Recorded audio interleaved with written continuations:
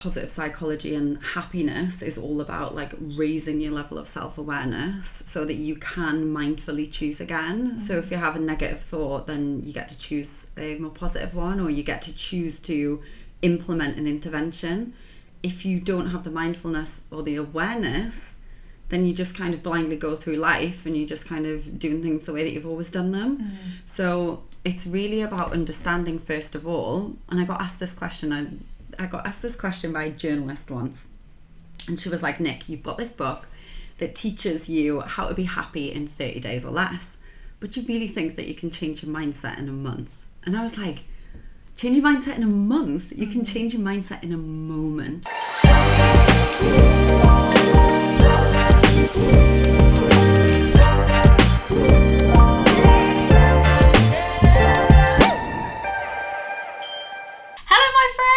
Oh my goodness, today is so exciting because I'm in Barbados and then I just happened to bump into the incredible Nick Pigeon. It was actually planned. It was fully organised. I love it. But Nick is she's so successful in this online space. You've been in this way before it was actually popular. It makes me feel old. Like, I feel like I'm so vintage, which is a good thing, but does feel old. But I just was so excited to speak to her because like I say, you've just been in this space for a while, you've seen the evolution of it, you've seen how it's changed, and I'm just so excited to pick your brains. Well, thanks for having me. I'm so excited to be here. Babe. So tell me so we've just been having a drink there, and you were saying about living in LA and going on Necker Island and things like that, but that is not how you grew up, no, is it? Definitely not. So take us back to Nick in Newcastle. What was that like? It's so interesting because like I literally grew up thinking that the only way to be successful or to be rich or to make money was to win the lottery or to be Alan Shearer, who was like the striker at the Newcastle United football team. So I was like, you have to be a footballer or you have to win the lottery to be successful. So it was not really in my realm of understanding. Like, my parents weren't entrepreneurs, they were hardworking people. I had a rough time when I was a kid. Like, I got bullied really badly at school, and when I was 11 or 12 I ended up trying to take my own life. Really? Which is like, it feels like we go through so many different versions of ourselves and so many like phases of growth that doesn't even seem like me looking back on that little girl, but it was. And at that time, my mum and dad pulled me out of the school that I was in high school, and I couldn't get into another school because I was like out of the catchment area. So I was homeschooled for 6 months, and then finally my dad was like, listen, like, I believe in this kid, and he ended up remortgaging the house to send me to a private school. So I always like look back and think about what were these like pivotal moments or pivotal decisions, and that like start this like domino effect. And my dad was that for me really, really early on, and he gave me the opportunity to go to this new school and to build a successful life. And he said it was the best and the worst thing that he'd ever done, because he was like, it's made you who you are, so it's worked. But he said that I was like the bottom of the pile because all of the other families were wealthier than us. So I was like looking, I was like, oh my God, everyone's got all of this stuff, or everyone's parents are doing these things. And I constantly felt like I had to fight. So I think that affected my money mindset, and it made me, I operated from a lot of scarcity for a long time, and tracing it back, I feel like that's one of the places that it could have come from. Do you feel like how you've not broken free of the money mindset? Because I don't actually believe money mindset ever is fully like, I've nailed it. There's like different layers of it, isn't there? Do you feel like since you've obviously taken steps into this, like, you know, creating real wealth, do you think it's changed your parents at all? Do you think it's impacted how they see things? I definitely think it does, and it's amazing hearing that like your family is proud of you, and that's all that you want. Like, you want to be able to like give people things, to share love, to connect, to bond. But when I hear like, oh Nick, I'm so proud of you, like, it makes me feel like, okay, cool, like I'm doing a good job. I mean, my dad's still super hard work, and he still works now. He's been threatening to retire for many years, and every time I go home in Newcastle, I'm like, Dad, when are you actually going to retire? And he's like, well, and he keeps like, I just don't know what he would do if he didn't retire, if he didn't work, because he's always had that work ethic, and I think that's where I get it from. So it's nice going home and being able to reconnect with that. We've never actually talked about money mindset specifically, but I definitely remember times where like all of the kids at school were getting like the cool pair of shoes, or like the cool kickers. Yeah, kickers. They're I was never good, those allowed ones. them. I know, I had like some budget version of kickers. Yeah, I was never allowed. No. But also, like, whilst that made me feel like I wasn't allowed to have what I wanted, I actually think it instilled in me like a greater desire and drive to go and do it myself and do it my own way. So Yeah, I think totally. it's a pro and a con. Do you think that you've grown out of that feeling now of like feeling like you always want to prove yourself, and have you grown out of that now? I knew you were going to ask that, because that was huge for me for a long time. And even like that validation coming from your parents or from anyone who's like, you're doing a good job, like we never need that, because we can tell ourselves we're doing a good job, and we can cultivate this sense of positive psychology within ourselves, and this feeling and this self-love and self-worth. And it's amazing to have relationships where we celebrate each other. So I feel like for a long time, and especially because Dad worked so hard, like it was like, if you do this, then you'll be celebrated. So it was always like a reward for something. It was like, if you get all A stars in your GCSEs, then we're going to do this. Or it was like this validation. And I think when I went through a lot of my healing in my 20s, that came up for me. And I was considering like what that pattern meant, how it had served me for a certain amount of time, but then actually how it wasn't serving me. Because, I mean, when you run a business, like, you really have to be intrinsically motivated. You have to do it for yourself, for the impact, for the contribution, for the mission.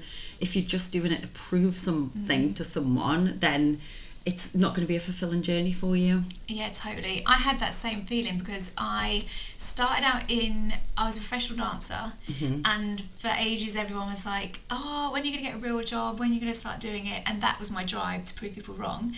Then I got to where I wanted to get to, and then I started out first of all in network marketing, which again is where people are like, it never works, no one makes money. So I was like, right, I'm going to prove that you can make money, and I did, and I got to the top level. But then there has to be something beyond that, doesn't it? Because when that's gone and you've actually proven it to everyone, you're like, wow, what's motivating me now? And there's evidence in science to show that there's like a thing that happens called hedonic adaptation. So it's like, think about it as like you're on a treadmill and you've got a goal that's like over there, and you're working towards the goal, and then you get there and it's like, okay, now the next goal and the next goal and the next goal. And we are our own worst enemies sometimes, because when you are motivated by that like drive or that desire to manifest or create or achieve, we also have to remember that actually the process is a reward in itself, because we get to enjoy right here, right now, rather than thinking about that thing and just the outcome out into the future. So we talk about growth mindset and positive psychology, and how we get to enjoy the journey along the way as well as reach the goals. Oh God, it is so important to do that. I've definitely been on my own process of that. You know, you get moments where you've achieved so much, but you can find yourself in a place of being like, oh, what have I achieved? Done nothing. And I found myself like that at the beginning of the year, and I was like, for God's sake, Hartley, like, you need to recognise it as you go along. And I actually caught myself on the beach the other day. In this position that I'm in right now is something that I dreamed of, you know, like being on holiday with my family. I found myself on the beach looking at a boat thinking, oh my God, how amazing would it be to be on that boat though? And I completely bypassed this beautiful setting that I was in, thinking, but I wish I was on the boat. But at least I caught myself. Yeah. So that's something that you talk about a lot in positive psychology. I really want to dive into that. Tell us more about what that is. I mean, like, that's amazing that you had the awareness as well, because positive psychology and happiness is all about like raising your level of self-awareness so that you can mindfully choose again. So if you have a negative thought, then you get to choose a more positive one, or you get to choose to implement an intervention. If you don't have the mindfulness or the awareness, then you just kind of blindly go through life and you're just kind of doing things the way that you've always done them. So it's really about understanding, first of all. And I got asked this question. I got asked this question by a journalist once, and she was like, Nick, you've got this book that teaches you how to be happy in 30 days or less. But you really think that you can change your mindset in a month? And I was like, change your mindset in a month? You can change your mindset in a moment. So just like you did, you caught yourself and you're like, okay, get present, be here right now, let's drop into gratitude, let's be thankful for all of the things that you are and you have and you're experiencing.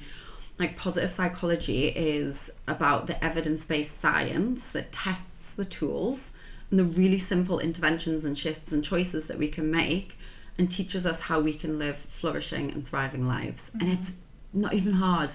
It's literally, the hardest part of it is just getting started. Yeah. The tools are super easy, they're fast, and they create massive positive change.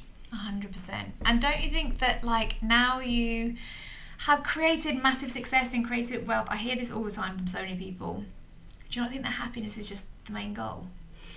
That's it, isn't it? I think the distinction is, like, happiness doesn't have to be a goal. Like, we don't have to be seeking, we don't have to be going towards it.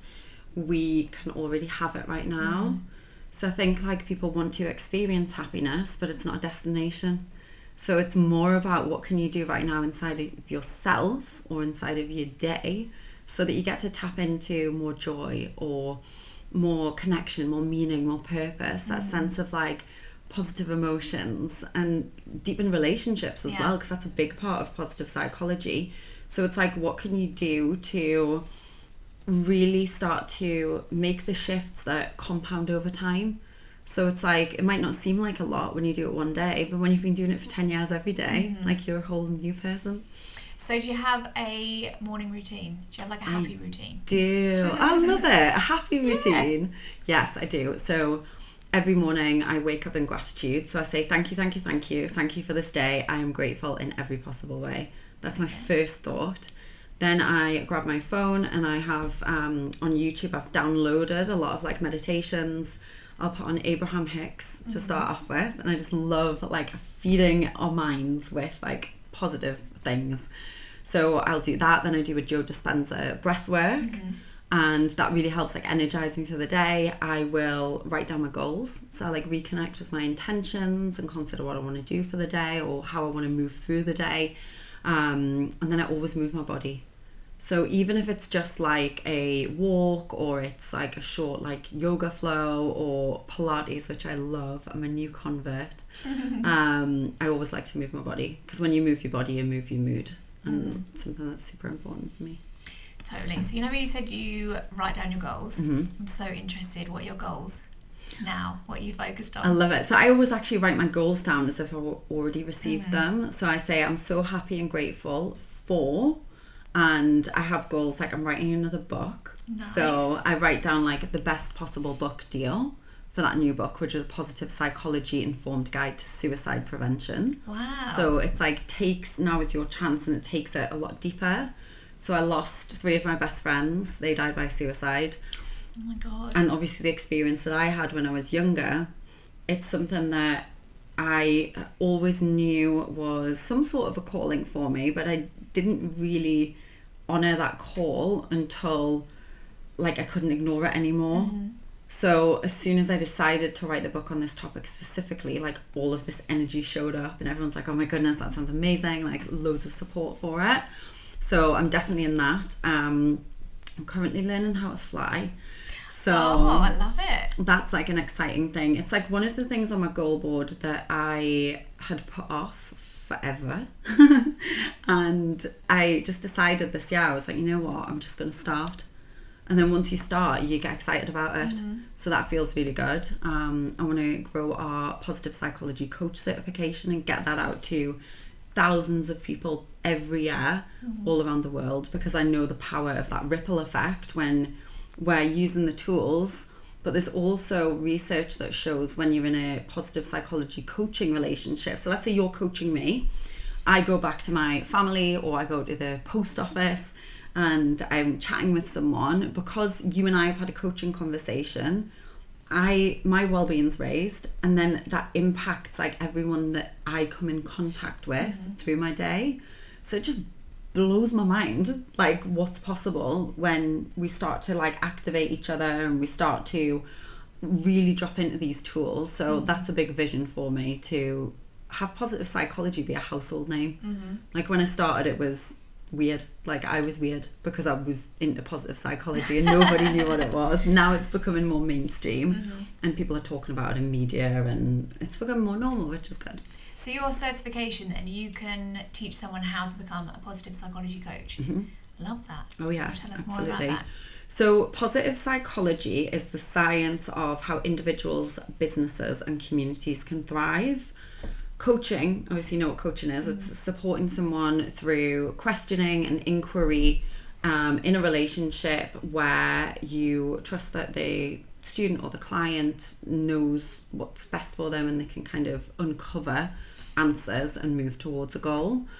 Positive psychology coaching takes the science and actually integrates it into that coaching scenario. So we can use interventions and integrated assessments and tools to help create increases in well-being. Now, the reason that I wanted to create the certification is because I noticed a big gap where there was, I mean, like you say, I've been coaching for like a million years and I've been a positive psychologist for like 13 years now. And I've created this success in the business and coaching world and also in the positive psychology world. So I wanted to draw both of those disciplines together to create the most badass gold standard for positive psychology coaches in the world so that we can certify more people to use the tools in a way that actually works. Because there was a problem that we saw that people were like reading the books or they were going to do the degrees and learning the research, like reading the journal articles, but then didn't know how to implement it. So it was like, I know it conceptually, but it's not embodied and it's not integrated. So now we work with students from all sorts of different industries, whether it's like HR or whether it is they're already in coaching or they want to start as a coach, and we figure out how they can use it in their niche.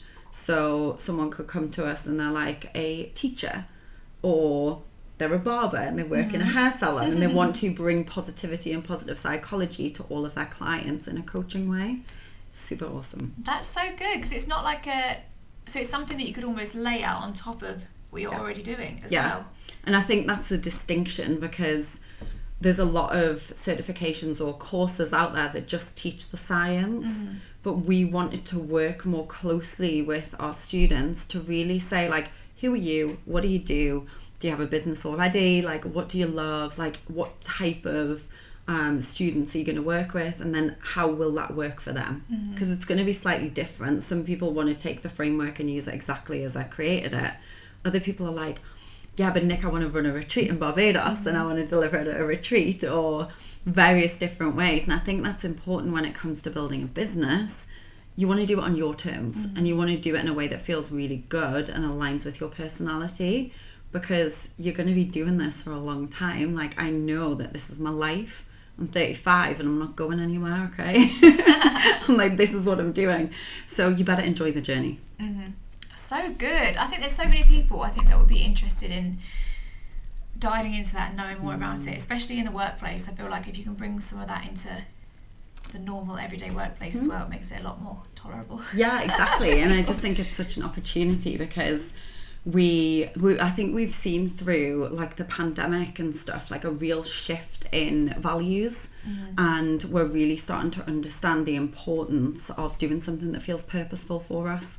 And I've definitely seen a lot more people dive into like looking after their mental health and looking after the well-being and doing things that do feel like they bring them joy. Yeah, 100%. That's actually my biggest goal for this year, is literally just focus on me. I love like my that. health, and that's where it all starts, isn't it? It's where it all comes from. I'm focusing on happiness. There's something that I have to ask you. Okay. It's not intense, but it's a really like intense drum roll. question. You went to Necker Island. Yeah. How does one get on Necker Island? So I've been a couple of times. I was actually just messaging my friend who's there right now.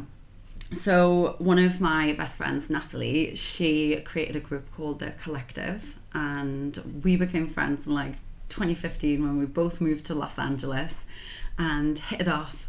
And she has been going to Necker for many, many years, and she's good friends with Richard and does a lot of work with Virgin Unite.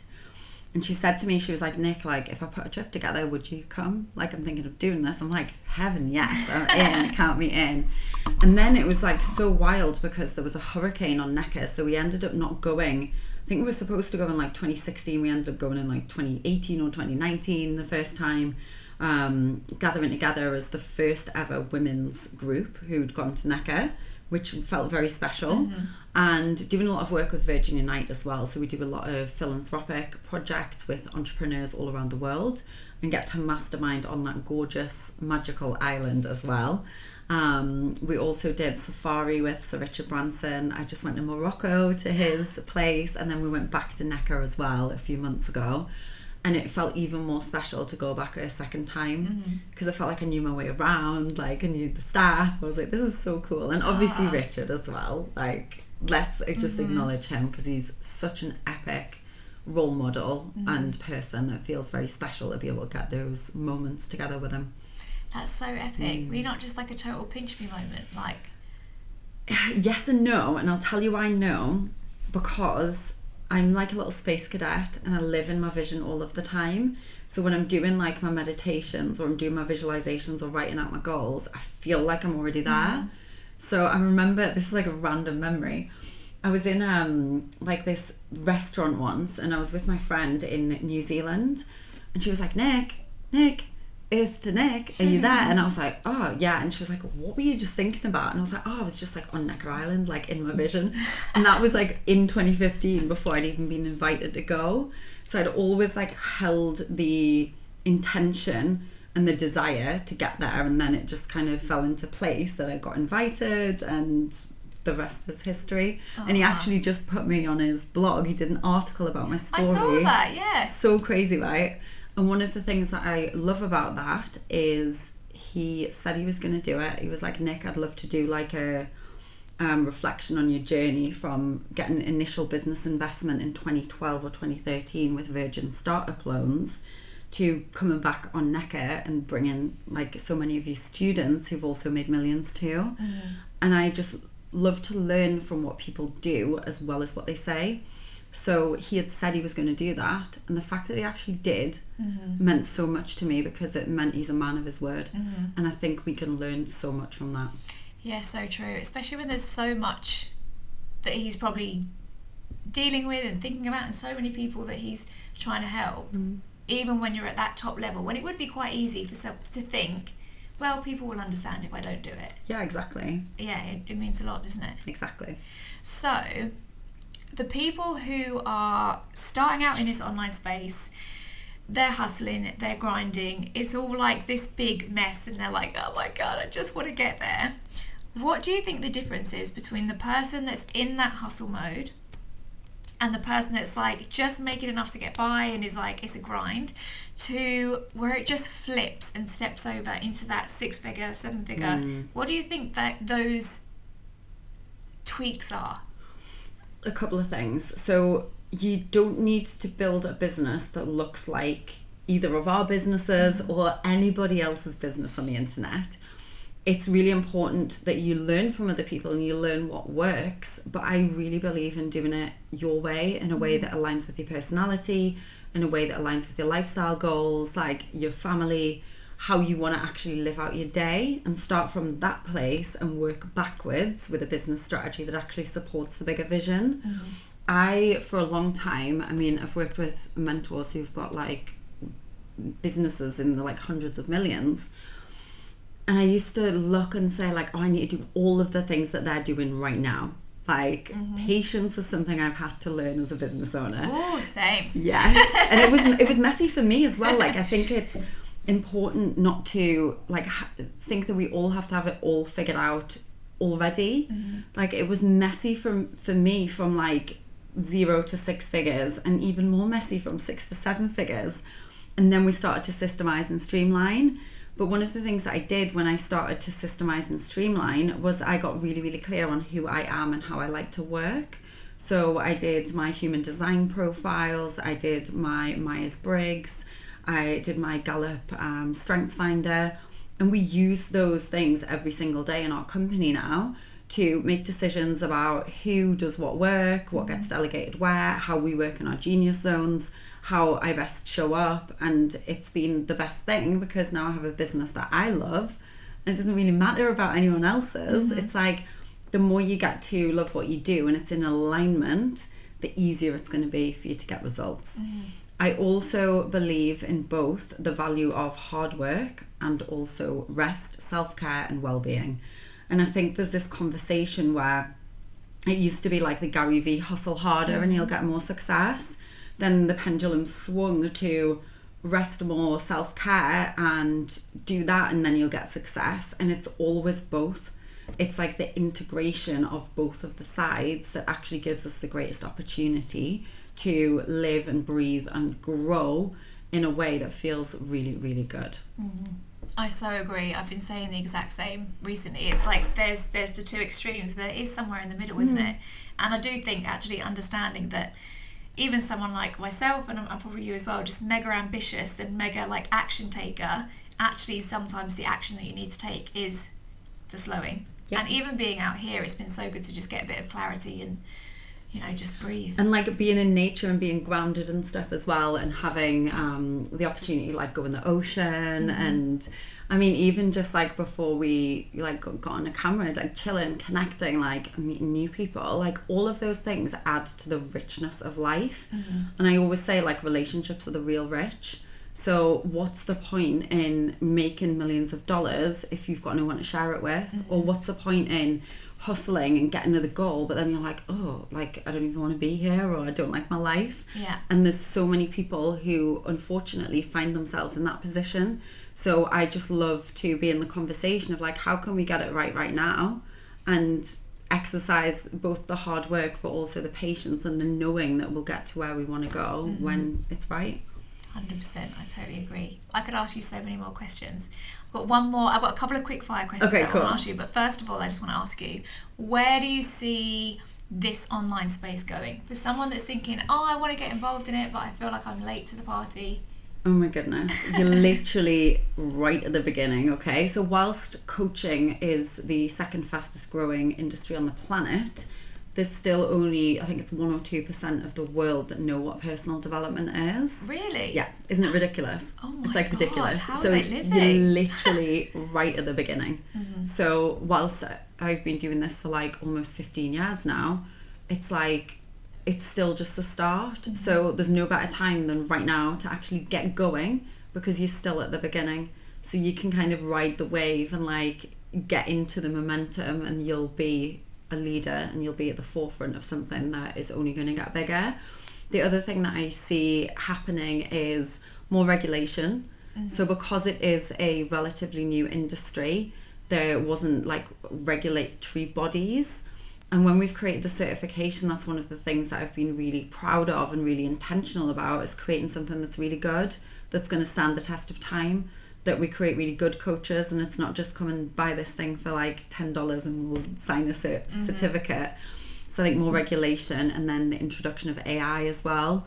So 2 or 3 years ago, I was chatting with my coach and he was sharing about how Tony Robbins had got all of his like podcasts and audios being pulled and being like created into an AI version. So we could be here doing the podcast and Tony could be like at the end of the table and we could have him as a dinner guest and he could be coaching us without like him needing to be present. What?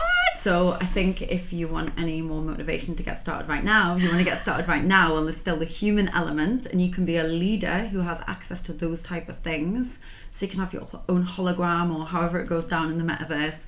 But I think there's going to be a lot of rapid technological advancements which integrate with coaching as well as having like the human side as well. That is wild. Cool, right? So cool. Okay, quick fire questions. Finish my sentence. Happiness is? Now. Success is? Waking up every day and being able to be yourself. Oh, I love that. What's a book or a podcast that changed your life? Oh, I love the 4 Agreements. And there's a great podcast episode that Andrew Huberman and Jordan Peterson just did about dopamine, and I love that. It's one of those podcasts where you don't just get like one golden nugget. There was like 10, so I was like, oh, I'm so down for this. I love that. Check that out. And lastly, what's the best piece of advice you've ever got? Best piece of advice is be yourself. And that, like, it sounds so basic, but to be able to be yourself and be able to operate in integrity and be the same person right here as we were down having a coffee, as we are when we're on stage or when you're talking to your community, like, that is such a gift, because it means you like expend way less energy because you just show up and you are, and it means you just have so much more enjoyment and peace in your life. So peace in your heart, peace in your life actually is something that we all get to accomplish and achieve, and I feel like that is one of the ultimate goals. Oh, I so agree. I love that. Where can we find all the things? I love chatting to everyone on Instagram, so I'm at Niyc Pidge on Instagram, and then nicpigeon.com for the website. I love it. Thank you so much. Definitely Thank check out you. her website and everything. I've learned so much from it, and you are the same person downstairs as you are here. Thank you so much. Nailed it. Thank you, guys. Bye.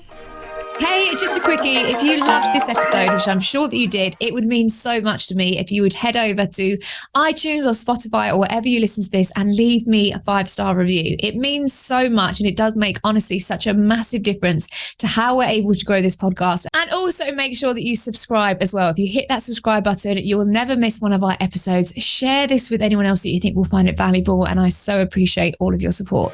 Thanks so much. Bye.